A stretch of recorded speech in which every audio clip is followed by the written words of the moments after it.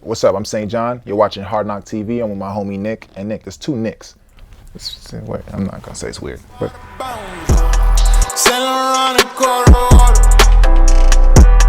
show me you can really be a mama's daughter. 'Cause I ain't trying to be nobody hero, you know. My heart is 3 below 0. So what I wanted to do next is go into some of the songs from Collection 1. yeah. And there's certain lyrics that pop out at me that I just want to kind of bring forth. On Lust, you say, my intuition is to follow the vision. Yeah. How do you feel and hear your intuition? Literally, I trust myself. I was saying I trust my ear, I trust my eye, I trust my perspective, I trust my experience enough. It takes a lot to trust yourself. People think they trust themselves. You believe yourself, but trusting yourself is different. That means you accept the consequence. That means you accept the praise. You go, I believe this. I believe this, and I'm committed to it, and I'm willing to execute it, and I can stand by it. I trust it. My intuition is follow the vision. My guide has always been internal. What I believe, the system that I practice and execute, has always been based on something inside my own mind, something I believe firmly. I can see it in my head. I feel it. My instincts tell me this is right. That's what that line is. Those instincts, does it come from a spiritual background, or where does it come from? I think it's a fruit cocktail of everything I've ever gone through. Everything sharpens it. Right? The older you get, the more diluted your instincts become, because the more bombarded you are with outside influence. And you got to do a lot to refine that. You got to do a lot to sharpen it. You got to talk to yourself a lot. You got to listen to yourself a lot. I believe myself. Trusting myself required experience. Belief is empty trust. And that's something your mom gave you, or where do you think No. that came from? Just you had it. Some things you get, some things you get, some things you acquire. I can't tell you which one that was. On Reflex, you say, I spent half a decade working on the blueprint, which seemed kind of double meanings in there. You're from Brooklyn, so that also seemed like maybe it was a ode to Jay. Double entendre. Right? Double entendre. There's also pictures on the internet of you with Jay from the Rock Nation brunch and different things. Was he someone growing up that you looked up to, or kind of even just checked in because you're from Brooklyn? Or Yeah, tremendous. He was a tremendous. He was modern day Carnegie. You know, they got all these American heroes, right? In white America, there's 1 billion heroes. In Black America and Black history, we don't. Our heroes they almost looked over, glazed over. I got to see one in real time. I got to see somebody blaze the trail and open the doors in real time, fam. You know how fortunate that is? I'm not reading it from a book. This ain't some document somebody handed off to me. This ain't an experience somebody else experienced. I get to be like, I saw that. That's real. It's real. It was real for him. It could be real for me. It's real. It's real for all of us. Did everybody get the memo? The rules just changed. That's what for me, like it was Jay. I was watching it. That was it. So I didn't even get to tell him that when I met him too. We met a couple times, but. Your manager actually is connected to Jay. Yeah, What's it I think like? they know each other. Yeah, I think they met a couple a little times. bit. What's that like to kind of, you're part of that now, what you looked up to or what was around you growing up, now you're part of that tree. That's interesting. Wow. Am I? I mean, you're managed by somebody who played a big part in that story, so I would say so. That's cool. No, that was a real moment. That really just happened. I'm like, am I? I think that's cool. If that's the case, then that's really cool. I haven't looked at it from that perspective yet. That's cool. Yeah. Should I throw up the... No, that's really cool. Yeah, thank you for that. I think you just gave me that gem. I'm only thinking about where I am and the distance between where I am and where I'm trying to go. I don't oftentimes stop to look around and look at the mirror and see what I look like. But if that's what I look like right now, it's a pretty good fucking outfit. I mean, I saw a picture of you and Jay smiling, and I was like, that's a moment right there. To see y'all both just look like you were just in a moment, it was enjoying. Real. It was like... It was very real, too. Yeah. We were talking about something. Dope. Yeah. On God Bless the Internet, you say, yeah, I got a girlfriend. Yeah, I should be faithful. Yeah, I got a girlfriend. Yeah, I should be faithful. But I think of you like Wi-Fi, and I think of her like cable. It's the conflict. That's the conflict. That's the never-ending conflict of having a base or having something but wanting something else or wanting more or it not being enough. Like, think about Wi-Fi and cable, right? Now, this is an interesting conversation because the internet had a field day with this song. It's called God Bless the Internet for that particular reason. When I made the song, I knew the conversation would swirl because the conversation swirled inside of my head. What side of the fence you stood on? What did you believe? You agree with this? Do you need Wi-Fi or do you need cable? Funny thing is, you need cable to have Wi-Fi. Literally, in anyone's home, in order for you to have Wi-Fi, they had to come install the cable. They ran the lines.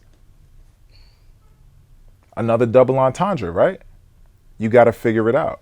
That one I don't want to explain. I want people to think for themselves, but I had a lot of practice creating those real life stories. Do you think as humans we're meant to be monogamous? No.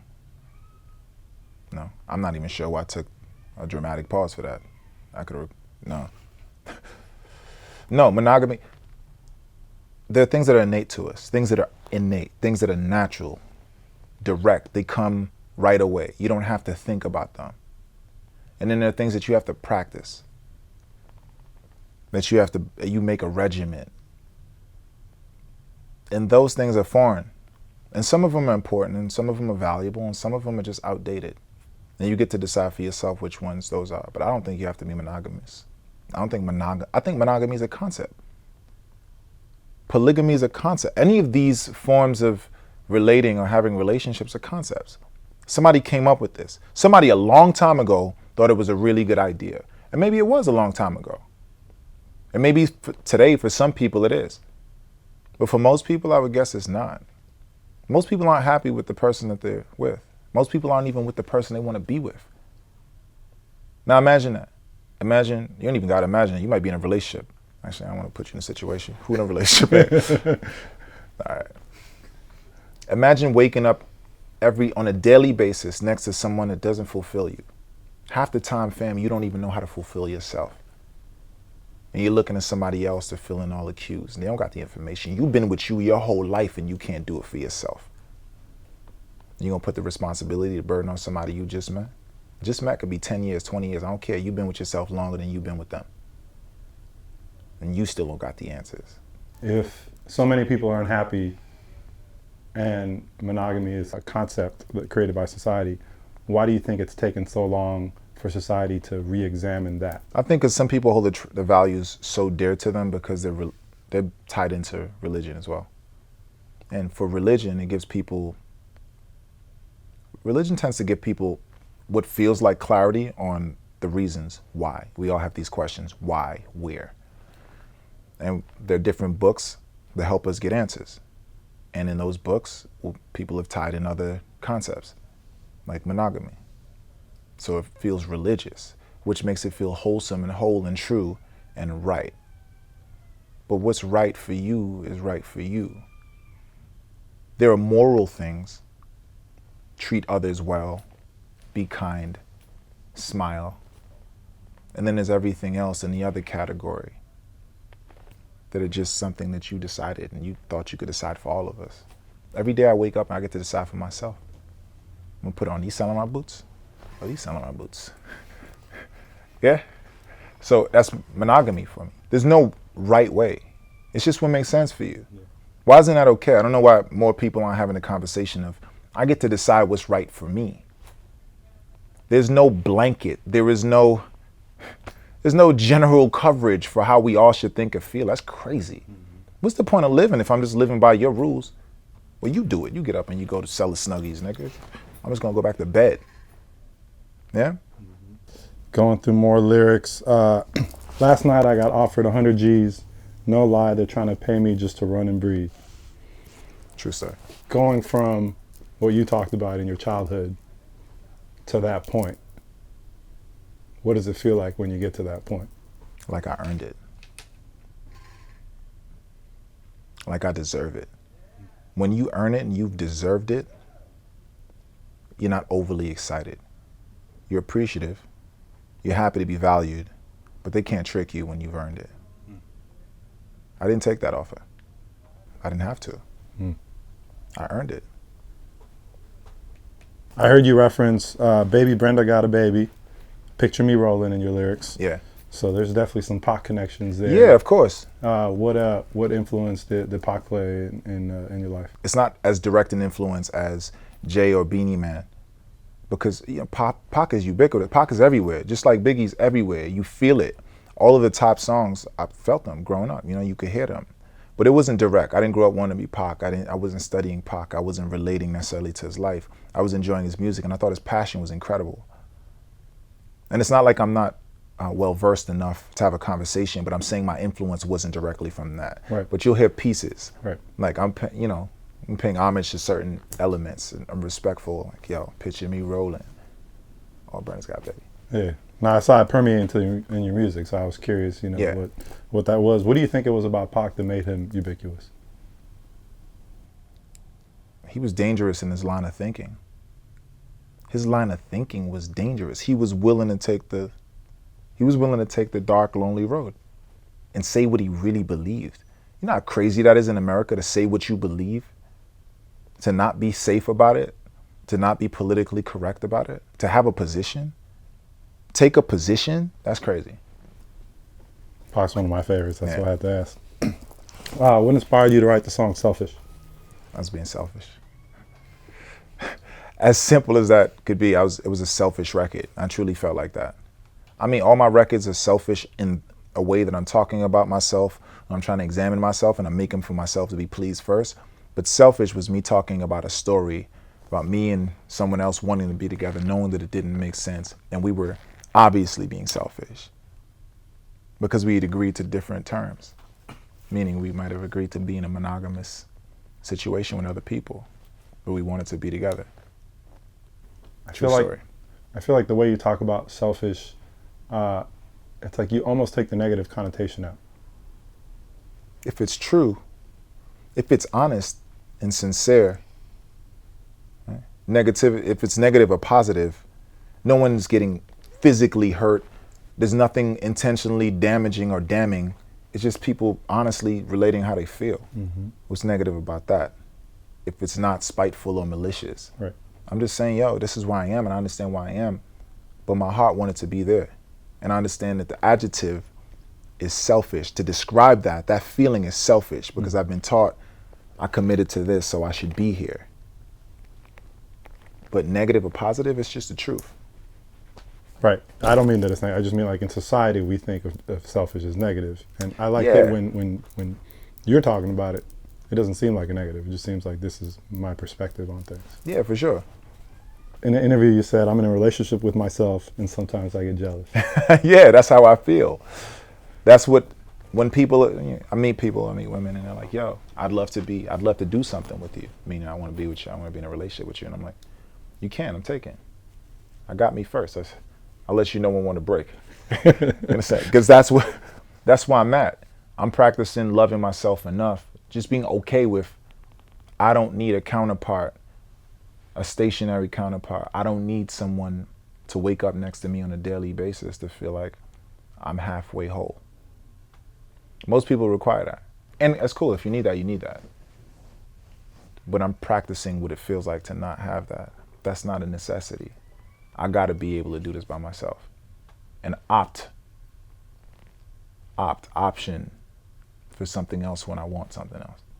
I feel like society keeps feeding us the idea that we're incomplete unless we have somebody to complete us. And it's like, to me, I feel like that's really damaging, because like you're constantly in search of like, who's going to complete me? Who's going to complete me? It's like, nah, look in the mirror. That's who's going to complete me. Absolutely. And you almost pawn off the responsibility to someone else, my other half. They're supposed to come fill in all the slots I couldn't fill on my own. Fam, how fortunate are you to meet someone that comes and fills the slots on your own, on the other half of you? That's not going to happen accidentally. Just like your dreams aren't going to come true accidentally. It takes work, effort, refining, and some of us get lucky, just like some of us touch the stars, and everybody else gets to observe. Can you share the hook to Brilliant Bitch? Oh, all I ever wanted was a brilliant bitch with a nice ass, with a Wall Street mind and a project smile. What lyrics do you got? I got those. Sometimes the internet, I'll be like, that's what y'all thought I said? With a Wall Street mind and a project smile. Girl, we could share a last name. All I ever wanted was a Catholic girl who could move without work, so you don't never gotta ask me what's my tie. Goddamn, I want a brilliant bitch. Eh, eh, eh, eh. Yeah, where you find her at though? That's what I want to know. You gotta get real creative. You gotta get real creative. She's gonna be in the back of a strip club washing dishes. They ain't even gonna put her. She wasn't on the floor working that night or any other night. That's rare. A brilliant bitch is rare. I thought it's cool to have a bad bitch. Everybody got Dr. Miami money. I don't even know what one of those joints costs, but you can go get an update. You can get your iOS updated. I'm seeing that a lot. Everybody got the new iPhone skin, literally. But a brilliant bitch, someone beautiful, beautiful mind, beautiful spirit, well-intentioned, progressive thoughts, that's rare. I know she's real. I have met one. I have. That's dope. They're real. Take me into your mindset when you were creating the hook for Some Nights. I was going through it. That might have been the most emotional that I'd been on that project, on that collection. I was feeling everything in that record. I was going through a tough time with someone I cared about, and we were going in our separate ways. And the only way that I could express it was this: some nights I drink way too much and I smoke just to feel like I'm in a vibe, so I could feel like I'm too alive, just so I could feel like I'm in a moment with you. Then I wake up and do it all again. I'm forgetful. It happens. When you're in pain, you're fucked up. You might make it through the day. Tomorrow you reset. It happens again. It's Groundhog's Day for misery. You understand? Heartbreak can feel like Groundhog's Day. And it was that. And the only way that I knew to express it, I went to music and I channeled it through that. I didn't even know if anyone would like that song. To me, it's the most vulnerable one on the project, for sure. Super vulnerable. I wasn't gonna put it out. I had no intention on putting it out. I was listening to it for days on end. By myself. I didn't even send it to anyone. I was like, this is how I really feel. And to be honest, this is how I really feel. I can feel it. There's one thing to feel it because you wrote it, and it's another thing to feel it because you can understand it. Of course, it's me listening to myself, but it doesn't mean that those two things have to be true. But they were. And I didn't know if anyone else would care. So We care. Thanks. For sure. Do you find music therapeutic in that way? Like, does writing it help you with the process, or is it actually writing it opens up the cut even a little bit more? I wonder if it's ever opened up the cut more for me. No, the therapy in it is listening back to it. It's self-counsel. I wrote it and I'm being honest about it and I'm listening to myself. Just because I write it doesn't mean necessarily at that time that I believe it. I might want to believe it. And playing it back to myself might be enough encouragement. If I'm writing it, it's true, but believing it and it being true are two separate things, just so I'm clear. Is that because sometimes music just goes through you? Like, I've talked to other artists, like Chris Martin is one that he says, like, his writing process, music goes through him, and he's like, it's not until like weeks later where I understand what it actually meant to me. Yeah, it's so fluid at this point. It is so second nature and fluid that I don't think about it. I'm not saying that everything is thoughtless, but I don't have to think. I have so much trust and understanding in what it means to make, and I trust my emotions. I felt it, it's real. It doesn't mean it sounds good, but I know it's real. And if it's real and it sounds good and it's sincere, and all of those things, all those marks get hit, then I'm in a great place and I got a great song. But if I start with it's real, then the future looks bright.